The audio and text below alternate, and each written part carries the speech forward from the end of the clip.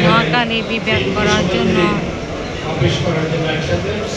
জাতীয় press club অডিটোরিয়ামে ঢাকা। আমাদের আন্দোলন সংগ্রামের এটা একটা অংশ। আসসালামু আলাইকুম, আমি রঞ্জুর ইসলাম এরশাদ, মুসলিম টাইমস।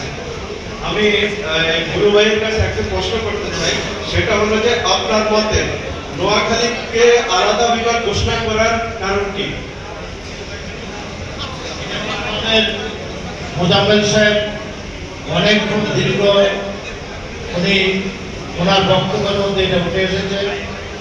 নোয়াখালী আলাদা বিভাগ করার একটা দাবি হলো নোয়াখালীর যে ৩৫ অঞ্চলটি আজকে উঠে আসছে সেটা বাংলাদেশের জন্য একটা আশীর্বাদ। সেখানে সামুদ্রিকভাবে আমাদের যে সামুদ্রিকভাবে যে অর্থনীতি, এটা এই নোয়াখালীকে ঘিরে আগামী দিনে গড়ে উঠবে।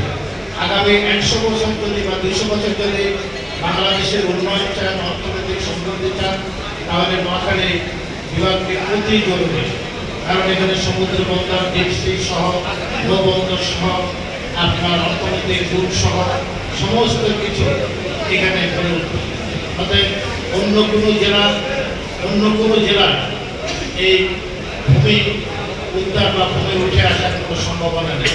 একমাত্র ভৌগোলিক সীমারেখায় নোয়াখালী এবং নোয়াখালী অংশ এবং সন্দ্বীপ একসময় নোয়াখালীর অংশ ছিল।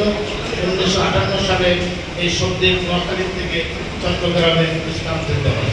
অতএব এই নোয়াখালী এটা মিলেই এখানে যে আরো 2 থেকে 2.5 কিলোমিটার বর্গ কিলোমিটার আপনার ভূমি উঠে আসবে, এটা আমাদের জন্য আশীর্বাদ।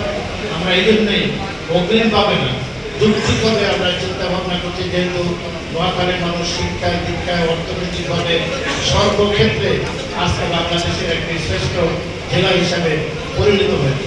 অতএব আমাদের দাবিটা অগ্রগণ্য। আমরা আমাদের সেই যোগ্যতার ভিত্তিতে আমরা দাবি করছি আমাদের বিভাগ। আসসালামু আলাইকুম, আমি ইঞ্জিনিয়ার মোহাম্মদ নবী, প্রধান সম্পাদক সাপ্তাহিক প্রকৌশল সংস্থা। আমার এখানে কতগুলো বুড়ুভাই সহ নেতৃত্বে যারা আছে আমাদের কাছে প্রশ্ন।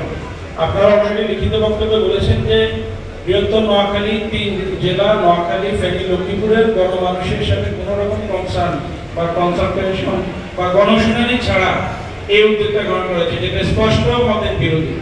আপনারা প্রশাসন